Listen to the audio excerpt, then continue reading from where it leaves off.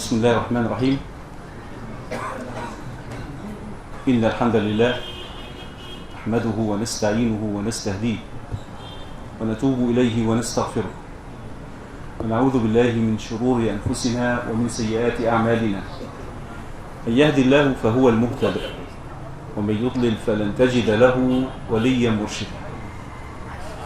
وأشهد أن لا إله إلا الله، أشهد أن سيدنا ونبينا ومعلمنا محمد رسول الله.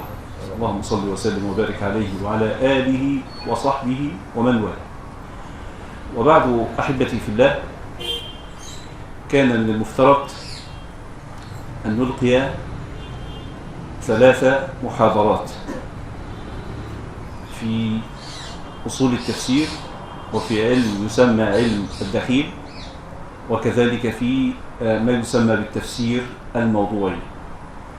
ولكن اختزلت هذه المحاضرات في محاضرة واحدة نظرا للاختبارات.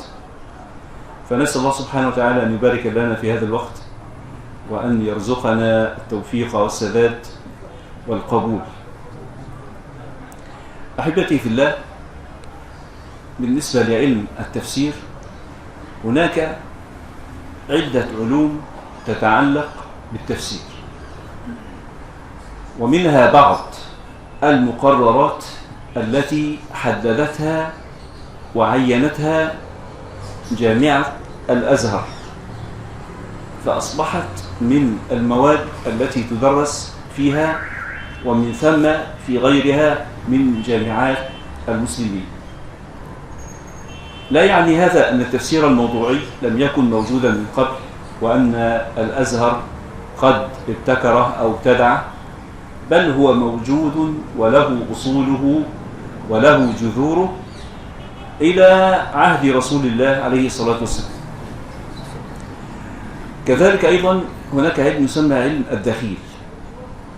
الدخيل في التفسير يعني الأشياء التي يجب أن نمجها، ألا نقبلها، أن ترفض، فلا تعتمد في تفسير كتاب الله. ما هي الأشياء التي نتجنبها أثناء التفسير؟ هذا ما يسمى بالدخيل. والدخيل ينقسم إلى قسمين: دخيل المأثور ودخيل الرأي. دخيل المأثور الشيء الذي لم تثبت صحته، وخصوصا الضعف الشديد الذي نقل بأسانيد واهية، أو الأحاديث الموضوعة، كالأحاديث التي وضعت في فضائل السور القرآنية. فهذه أحاديث موضوعة بعدد سور القرآن الكريم، وضعها أحد الكذابين. سواء كانت هذه الموضوعات، وأنتم أعلم مني بمصطلح الحديث، سواء وضعت بخبث نية كما فعل الزنادقة وغيرهم من أعداء الإسلام من اليهود وغيرهم، أو وضعت بحسن نية وجهل مطبق كما فعل بعض العباد عندما وضعوا أحاديث في فضائل الأعمال، وحجتهم في ذلك يقولون: نحن نكذب لرسول الله ولا نكذب على رسول الله. وهذا كذب وضلال، فالكذب لا مبرر له. الكذب ليس له ما يبرر، وأشد الكذب الكذب على الله، ثم الكذب على رسول الله عليه الصلاة والسلام، الكذب على الصادق المسلم. فهذا علم الدخيل بالنسبة دخيل المأثور الذي لم يثبت، سواء وضع هناك أشياء وضعت على رسول الله عليه الصلاة والسلام، هناك أشياء وضعت على الصحابة، لم يقول الصحابة، يقول قال ابن عباس، وابن عباس لم يقول وقال كعب الأحبار، وكعب الأحبار رضي الله عنه لم ويقول وهب ابن منبه، ووهب ابن منبه رضي الله عنه أيضا لم يقل. فتقولوا الكثير سواء على رسول الله أو على الصحابة أو على التابعين أو تابع التابعين، تسربت هذه الأشياء الأكاذيب والضلالات إلى كتب التفسير، وهذا ما يسمى بالموضوعات. وهناك أيضا ما يسمى بالإسرائيليات، وهي الأخبار التي نقلت عن أهل الكتاب، كالأسماء التي ذكرناها عن كعب الأحبار، فهذا كان من التابعين وكان حبرا وكان أبوه حبرا. واقرأوا قصة إسلامه في البداية والنهاية، أو كذلك في تفسير ابن كثير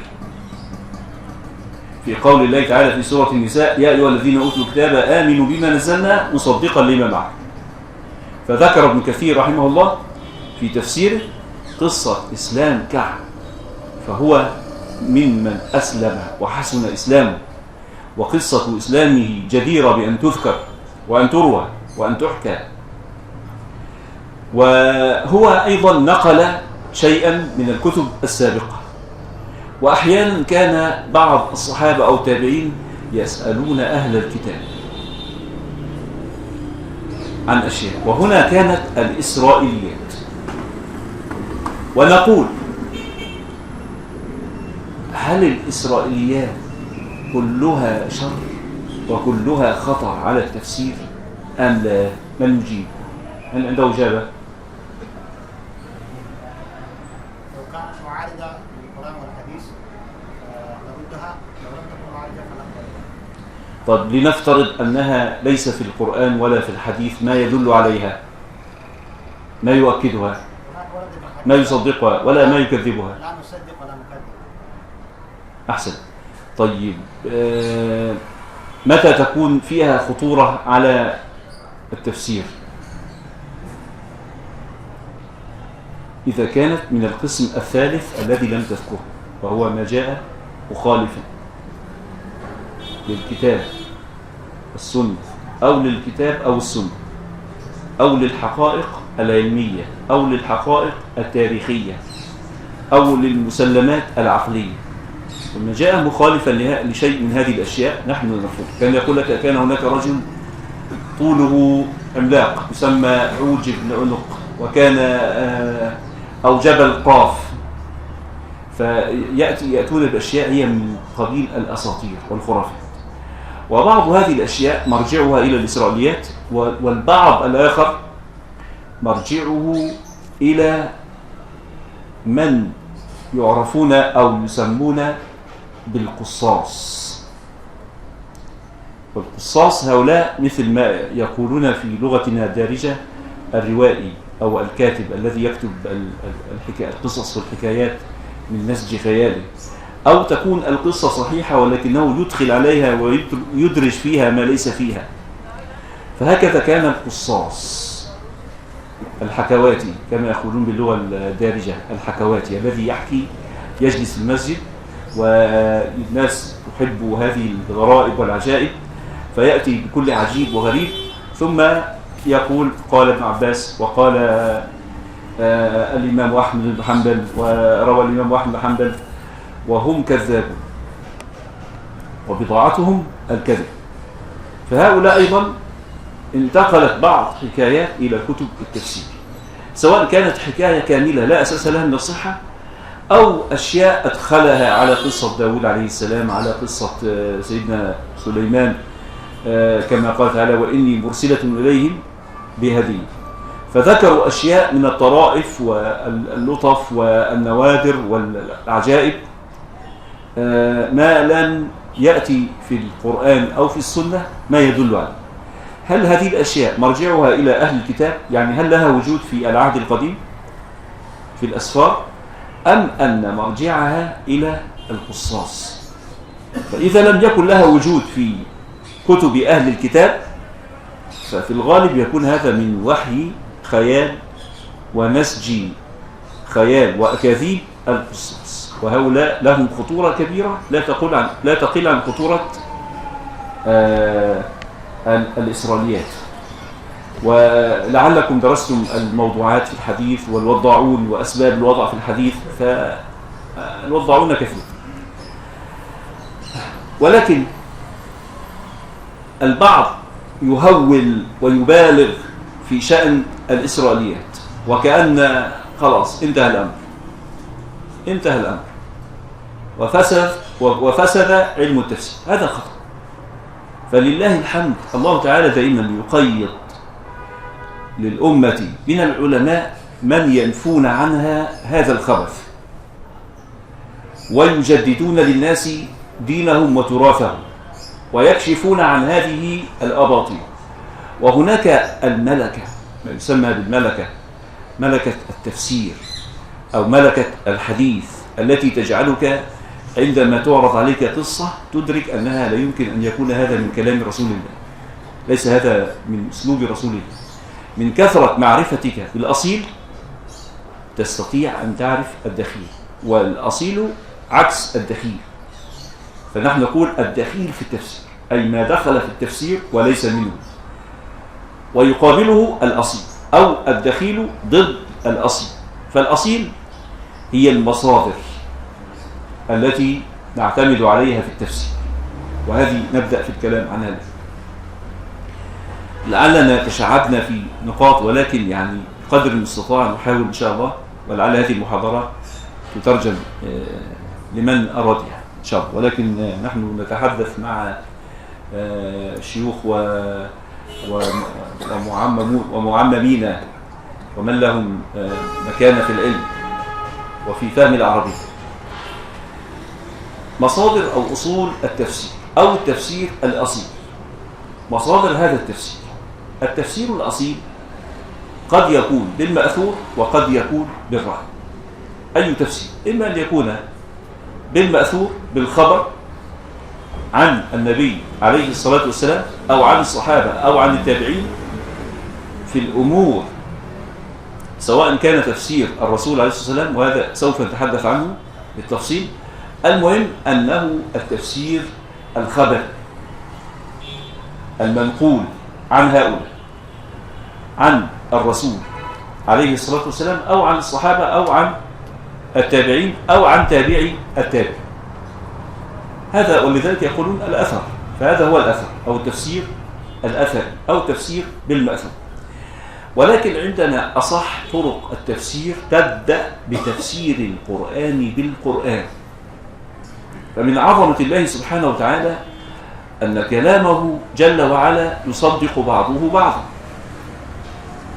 ويقرر بعضه بعضا، ويبين بعضه بعضا، ويفصل بعضه بعضا، حتى ليس على نطاق القرآن الكريم الذي نحن نتحدث عنه، بل إن كلام الله على وجه العموم في التوراة وفي الإنجيل وفي القرآن وفي الزبور يصدق بعضه بعضا.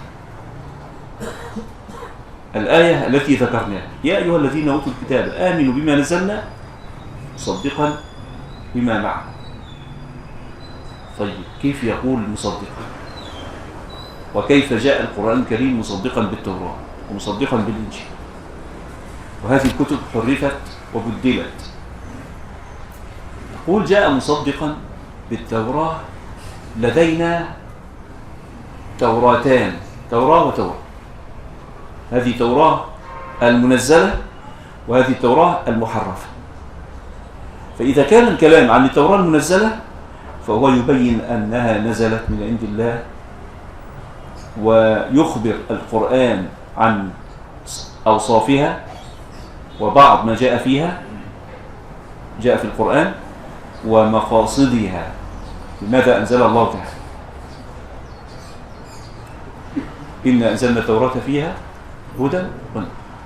فجاء القرآن الكريم، حتى أنني أقول وقد درست هذا الأمر دراسة واسعة، ولي كتاب نشر في الجامعة الإسلامية بالمدينة المنورة، الدراسة حول الكتب السابقة في القرآن الكريم.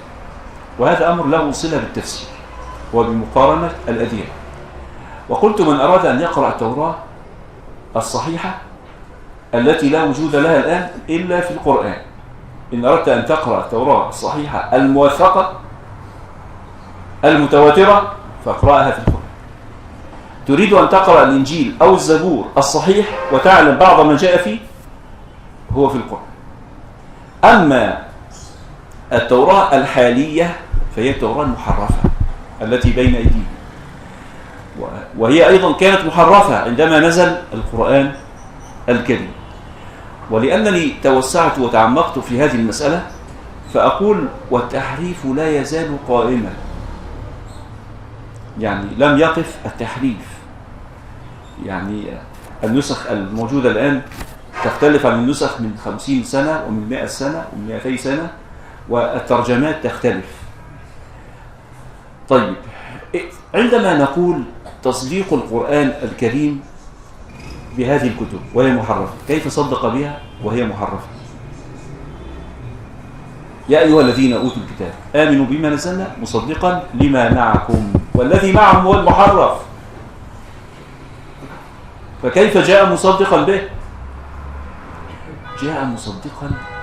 لو رجعنا إلى كلام ابن كثير في تفسير هذه الآية نجده رحمه الله قال كلمة طيبة، قال مصدقا لما معكم من البشارات. من البشارات، لأن البشارات لا تزال قائمة، لا تزال تبرق، لا تزال لامعة، لا تزال مضيئة في هذه الكتب التي أظلمها التحريف. أي مصدقا لما معكم من البشارة. ولا أريد أن نتوسع في هذه القضية، ولكن نرجع إلى موضوعنا ونقول القرآن الكريم يفسر بعضه بعض، يبين بعضه بعض، يصدق بعضه بعض، يؤكد بعضه بعض، يقرر بعضه بعض. وتفسير القرآن بالقرآن علم واسع جدا وبحر لا ساحل له ولا منتهى له، ولا يمكن أن يحصره كتاب. هناك بعض الجامعات مشاريع علمية لجمع تفسير القرآن بالقرآن في الجامعة الإسلامية بالمدينة وفي غيرها مشاريع لجمع تفسير القرآن بالقرآن، لكن مستحيل أن نجمع هذا العلم. قل لو كان البحر مدادا لكلمات رب لنفد البحر قبل أن تنفد كلماته، فلا يمكن أن نصل إلى أحد. وكل إنسان أعطاه الله علما يستطيع أن يغترف من هذا العلم ويظهر له من أسراره ويسبر أغواره ويفتح الله عز وجل عليه بما لم يفتح على غيره. هذا باب واسع جدا، تفسير القرآن بالقرآن. ولا يمكن إلا أن يصدق القرآن بالقرآن، ولو كان من عند غير الله لوجدوا فيه اختلافا كثيرا. لو كان من كلام البشر لا تطرق إليه الاختلاف. لا يمكن أن يكون كلاما واحدا في أسلوبه، درجة واحدة في الأسلوب، لابد أن يتفاوت في أسلوبه، يتناقض في موضوعاته. لوجدوا فيه اختلافا كثيرا، أي تفاوتا في بلاغته، هذه بلاغة عالية وهذه بلاغة أدنى. لكن القرآن الكريم بجميع موضوعاته وجميع آياته في أعلى درجات البلاغة، لا ينزل عن هذه الدرجة، عن هذا السن. لوجدوا فيه اختلافا كثيرا، أول ما نزل مثل آخر ما نزل، يحمل نفس البلاغة. اقرأ أول ما نزل في القرآن ثم اقرأ آخر ما نزل، لم تجد تفاوتا في الأسلوب. لوجدوا فيه اختلافا كثيرا، لوجدوا فيه اختلافا كثيرا في الموضوعات وفي المعاني، وهذا مستحيل أن نجده. ولا نقول هذا الكلام لأننا مسلمون فقط، ولكن لأننا مجربون، جربنا هذا الأمر، وفي تاريخ حياتنا لم يمر عليها. ربما يحدث هناك إشكال، ولكن أبحث وأنقب حتى أصل في النهاية إلى الإجابة التي أطمئن إليها. لكن ما في سؤال لم نجد له إجابة، ما في إشكال لم نجد له حلا من فضل الله سبحانه وتعالى. ولو كان من عند غير الله أفلا يتدبرون القرآن ولو كان من عند غير الله لوجدوا فيه اختلافا كثيرا. فعندنا تفسير القرآن بالقرآن، قد يكون التفسير ظاهرا واضحا، قد تفسر الآية وفي نفس السورة أو في نفس السياق تفسر الآية اللاحقة الآية السابقة، وقد تفسر آية في سورة أخرى، وقد يحتاج الأمر إلى فتح من الله سبحانه وتعالى حتى تقف على ما لم يقف عليه غيرك. أذكر ذات مرة كنت أقرأ في تفسير قول الله تعالى في سورة الرعد، والله سبحانه وتعالى يتكلم عن الثمرات في أول السورة، ومن كل الثمرات جعل فيها زوجين اثنين.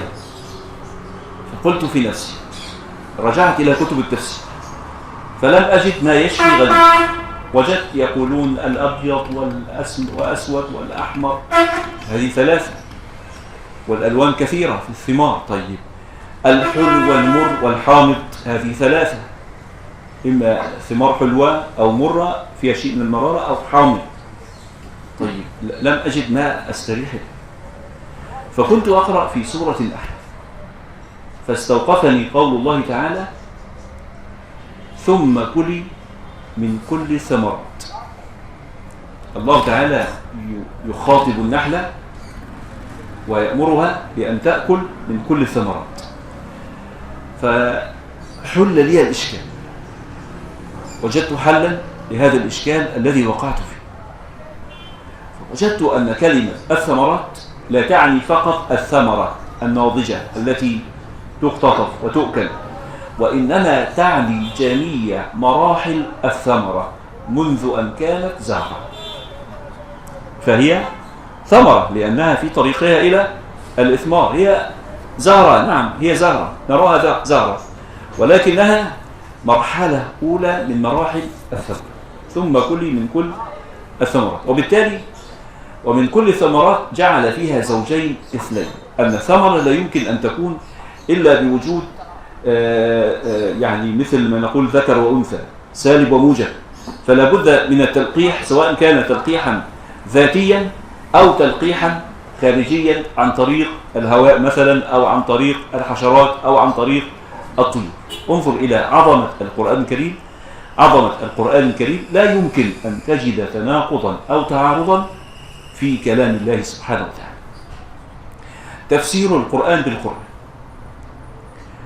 وكما قلنا يفسر القرآن بالقرآن من باب البيان أو التوكيد أو التقرير، أو يعني مثل ما نقول نجمع الآيات في الموضوع الواحد، وهذا لون من ألوان التفسير الموضوعي، كما يفعل بعض المفسرين إذا ذكر آية يذكر الآيات المناظرة لها. ثم تفسير القرآن بالسنة، وهذا أيضا باب واسع جدا، وأنتم أهل السنة، وأنا أعتبر السنة كلها تفسيرا للقرآن. كل أحاديث الرسول عليه الصلاة والسلام القولية أو الفعلية أو الوصفية أو التقريرية، كل ما صدر عن نبينا عليه الصلاة والسلام من أقوال أو أفعال أو صفات أو تقريرات تدخل وتندرج في تفسير القرآن الكريم، إما من جهة أنها تؤكد وتقرر ما جاء في القرآن، أو أنها تبين وتدفع إشكالا، أو أنها كما قلنا إما أنها تؤكد وتقرر ما جاء في القرآن، أو تدفع إشكالا من الإشكالات، أو هي بيان عملي تطبيق فعلي لما جاء في القرآن. فالسنة النبوية فيها تفسير نظري وفيها تفسير عملي تطبيقي، فكل ما جاء في القرآن الكريم من أوامر خطب بها نبينا عليه الصلاة والسلام فقد قام بها، قد أداها وقد تمثل بها. كل ما جاء في القرآن الكريم من دعوة إلى مكارم الأخلاق قد تمثلها نبينا عليه الصلاة والسلام، الذي وصفه الله عز وجل في أول ما نزل: وإنك لعلى خلق عظيم، سورة القلم. فما بالك بعدما نزل القرآن، وكلما تنزل القرآن على قلب رسول الله عليه الصلاة والسلام كلما ارتقى في درجات الخلق الكريم، حتى إن أمنا عائشة رضي الله تعالى عنها، السيدة عائشة، عندما سئلت عن أخلاق نبينا عليه الصلاة والسلام قالت: ألست تقرأ القرآن فإن خلق نبي الله القرآن. فإذا هذا تفسير عملي، تصديق عملي بالقرآن، تطبيق عملي للقرآن، وهذا نعتمد عليه في التفسير. التفسير النبوي أقسام أيضا. تفسير الرسول عليه الصلاة والسلام للقرآن قد يكون بوحي من الله لا دخل له فيه، بوحي أوحاه الله عز وجل إليه، كما نقول في السنة التنزيلية أو السنة التوقيفية: وأنزلنا إليك الذكر لتبين للناس ما نزل إليه. قال أهل العلم: الذكر هنا هو السنة، فالسنة مبينة للقرآن، السنة التي هي من عند الله لا دخل لرسول الله عليه الصلاة والسلام فيها سوى أنه يرويها، فهذه السنة التنزيلية. أو يفسر القرآن بشيء رآه في منامه أو في يقظته أو في رحلته، رحلة الإسراء وما رآه فيها من مرائم، ورحلة المعراج وما رآه من مشاهد. فكأن يقول مثلا: أتدرون ما الكوثر؟ قالوا: الله رسوله أعلم. قال: نهر أعطانيه ربي. فيصف هذا النهر، فدل هذا على أنه رآه، وبهذا فسر. فليس شرطا أن تكون السنة يعني وحي قولي، فقد يكون شيء رآه الرسول عليه الصلاة والسلام من أمور الآخرة أطلعه الله عليه في المنام، أو كشفه له في اليقظة في رحلة الإسراء والمعراج، فحكاه النبي عليه الصلاة والسلام، فهو تفسير للقرآن الكريم.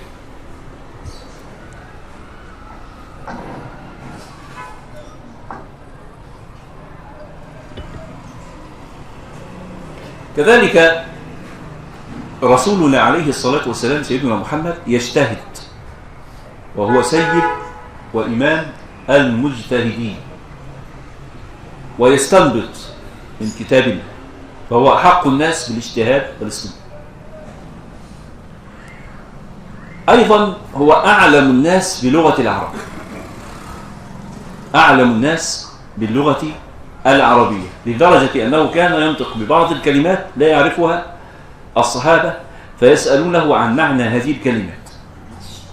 وبهذه الوسائل وبهذه المعارف فسر الرسول عليه الصلاة والسلام القرآن. وكما ذكرنا تفسير القرآن بالسنة قد يكون تأكيدا وتقريرا لما جاء في القرآن، قد يكون بيانا، قد يكون يدخل في ذلك أيضا قد يقيد ما جاء مطلقا، وقد يفصل ما جاء مجملا، وقد يخصص ما جاء عاما، تخصيص السنة لبعض ما جاء عاما في القرآن، تقييد السنة لبعض ما جاء مطلقا في القرآن. ليس كل ما جاء عاما في القرآن خصصته السنة، وإنما البعض. وكذلك دفع الإشكال، وهذا يدخل في باب البيان. البيان يدخل فيه دفع الإشكالات أو إزالة ما قد يتوهمه الإنسان. فبعض الصحابة كان إذا أشكل عليهم شيء يسألون رسول الله عليه الصلاة والسلام. من ذلك أن المغيرة ابن شعبة عندما ذهب إلى نجران والتقى ببعض قساوستهم سألوه، فقالوا له: إنكم تقرؤون في كتابكم يا أخت هارون. مرحبا شيخ.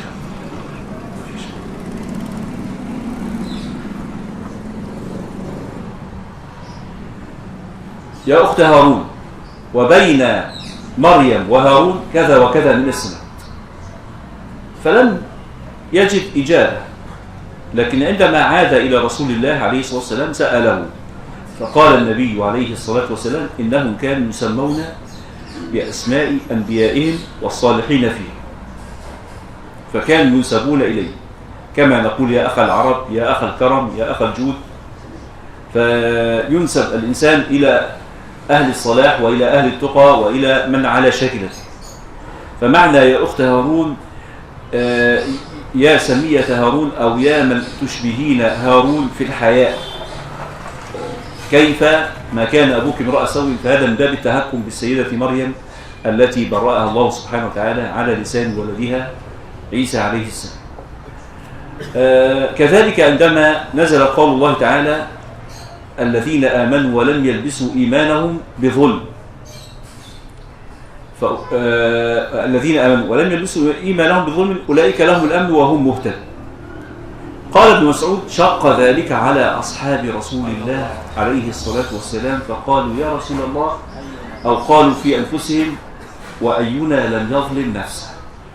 انظر إلى فهم الصحابة، لم يكن عندهم علم أصول الفقه ولا علم النحو حتى يعرفوا القاعدة التي عرفناها، وهي أن النكرة في سياق النفي تفيد العموم، لكنهم فهموا هذا بالسجية، لم تكن القواعد والكتب قد أصلت وتقررت وقعدت، ففهموا ذلك. قالوا وأينا لم يظلم نفسه، أي لم يقع في الظلم أو في أي شيء من الظلم ولو كان يسيرا، فشق ذلك عليه، فذهبوا إلى رسول الله عليه الصلاة والسلام. وهذا أيضا إشارة إلى وجوب الرجوع إلى السنة النبوية بعد القرآن فيما أشكل عليه، فيما لم نجد له جوابا في القرآن فالمرجع الثاني هو السنة النبوية، كما كان يرجع الصحابة فيما أشكل عليه.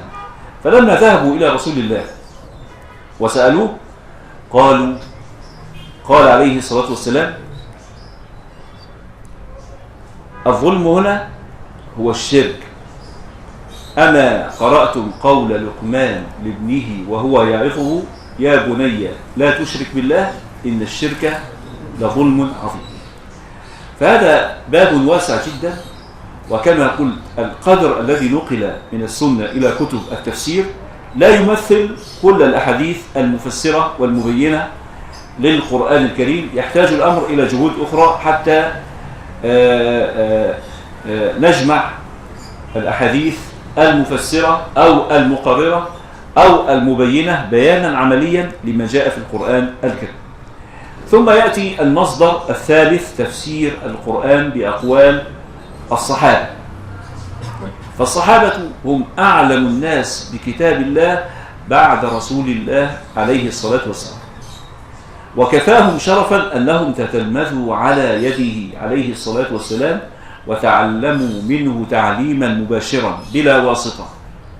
وكذلك أن القرآن الكريم نزل فيهم وفي شأنهم وفي ديارهم وفي أرضهم وفي ظروفهم وأحوالهم وبيئتهم، فهم أعلم الناس بالقرائن والأحوال التي نزل عليها القرآن الكريم، لذلك يعتمد عليهم في الناسخ والمنسوخ وأسباب النزول على وجه الخصوص. كذلك أيضا لأنهم أعلم الطبقات بلغة العرب، أعلم ممن جاء بعدهم باللغة العربية، فهم أعلم بها، وقليلا ما كانوا أو ما كانت تخفى عليهم بعض الكلمات فيسألون عنها. فهذا هو المصدر الثالث لتفسير القرآن، وهو تفسير القرآن بأقوال الصحابة. وأقوال الصحابة لها حكم المرفوع بشروط: أن يكون فيما لا مجال فيه للرأي، أن يثبت السند ثبوتا صحيحا، ألا يعرف الصحابي بنقله عن الإسرائيليات، يعني ألا يشتهر، مش معنى ألا يعرف أنه هو لم يكن عنده أي رواية إسرائيل، مستحيل، لابد أن كل إنسان له يعني استفادة أو نقل، لأن كما قلت ليس الإسرائيليات كلها شر، فيها ما هو خير. فمن المقلين مثلا ابن عباس كان من المقلين من النقل في الإسرائيليات، لذلك إذا جاء عنه خبر مما لا مجال فيه للرأي ومما صح إسناده إليه فإنه يأخذ حكم المرفوع إلى رسول الله عليه الصلاة والسلام في الأمور التي لا مجال فيها للرأي. ما معنى لا مجال فيها للرأي؟ يعني الأمور التي لا تعرف بالذكاء أو بالفهم أو بالاستنباط، وإنما طريق معرفتها الوحي المنزل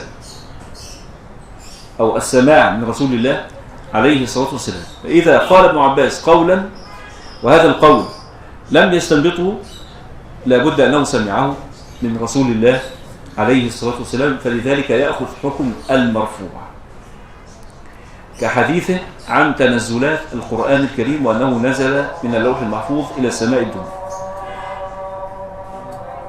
طيب، هذا تفسير الصحابة، وقد يختلف الصحابة وقد ينفرد الصحابي بتفسير. فإذا اختلفوا فإننا نرجح، وإذا أجمعوا فلا نتجاوز هذا الإجماع. خلاص انتهى الأمر. إذا أجمع الصحابة على تفسير فهذا لا مجال فيه، ولا يمكن أن ينقض هذا الإجماع إجماع. وإذا اختلفوا فإننا نعمل الترجيح. والاختلاف بين السلف في التفسير اختلاف تنوع وليس اختلاف تناقض. ليس في هذا الدين تناقض كما قلت، ليس في آيات القرآن تناقض، وليس في أقوال المفسرين تناقض، وإنما هذا الاختلاف من باب التنوع، يعني من باب التنوع. والآية قد تحتمل أكثر من وجه، ويكون هذا الأمر مقصودا، لأن القرآن الكريم كتاب بلاغة ومن البلاغة الإيجاز. ومن إيجاز القرآن الكريم أنه يأتي بالألفاظ التي تحوي وتحمل المعاني الكثيرة، وكلها صحيح ولا تناقض. لكن الاختلاف كما قلت نوعان: اختلاف تناقض، وهذا لا وجود له عند السلف الصالح، وخصوصا الصحابة وكبار التابعين. إن وجد هذا الاختلاف فإنه يوجد بعد ذلك، خصوصا عند بعض الفرق الكلامية أو الفرق المنتسبة للإسلام، أن يأتوا بشيء يناقض ما جاء في الأصيل والصحيح. هذا الأمر واضح هنا، نأخذ الصحيح ونترك الدخيل.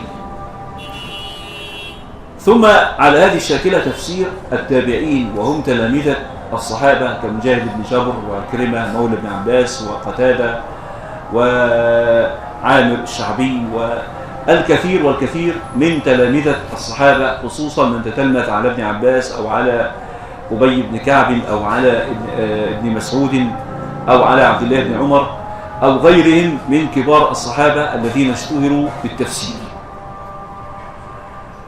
وهؤلاء تفسيرهم أيضا له قيمة علمية، وكذلك خصوصا ما يتعلق أيضا بأسباب النزول والناسخ والمنسوخ وغيره. ولهم اجتهادات في التفسير كما للصحابة أيضا اجتهادات. وهناك قاعدة مهمة تقول كيف نتعامل مع التفسير. التفسير إما آراء وإما أخبار. إن كان أخبار فلا نتعامل معها إلا بالتثبت منها والتأكد من مدى صحتها. فالأخبار تحتمل الصدق والكذب، فإذا كان صحيحة فعلى العين والرأس، وإن لم تكن صحيحة نضرب عنها ذكرا. أما الآراء فإننا نعمل فيها العقل ونعرضها على عقولنا، فالرأي يحتمل الصواب أو الخطأ، فنقيم هذا الرأي. والصحابة لهم آراء في التفسير، والتابعون لهم آراء في التفسير، ولهم أخبار، وهذه أخبار مرفوعة إلى الرسول عليه الصلاة والسلام، هذه أخبار. لكن الذي يخصهم ما لهم من آراء في تفسير القرآن أو اجتهادات في تفسير القرآن، فنحن نعرض هذه الاجتهادات على ميزان الكتاب والسنة وميزان العقل والمنطق، فما وافق نأخذه وما خالف فهو ليس يعني لسنا مطالبين بأن نقبله. بالنسبة لتفسير التابعين وكذلك تابعي التابعين، هذا هو التفسير بالمأثور أو أصح طرق التفسير أو أفضل طرق التفسير. ثم من جاء بعدهم أيضا، كل جيل له اجتهاداته وله توجهاته في تفسير القرآن الكريم، ودخول النحاة والفقهاء وعلماء اللغة في حقل التفسير وفي ميدان التفسير لا شك أنه أثرى التفسير، وإن أبعده أحيانا عن مقاصد القرآن الكريم، ولكنه في النهاية أثرى كتب التفسير. فبعض العلماء دخل من باب اللغة كأبي حيان الأندلسي وتلميذه السمين الحلبي في الدر المصمود، أو البحر المحيط لأبي حيان، أو نهر الماد من البحر لأبي حيان. فهناك اتجاهات مختلفة وكلها تخدم وتصب في تفسير القرآن الكريم، وليست نقطة ضعف أو ليست عيبا أو قدحا في كتب التفسير. فنحن لا نستغني أبدا عن كل هذه الجهود مهما جنحت بعيدا عن تفسير القرآن الكريم.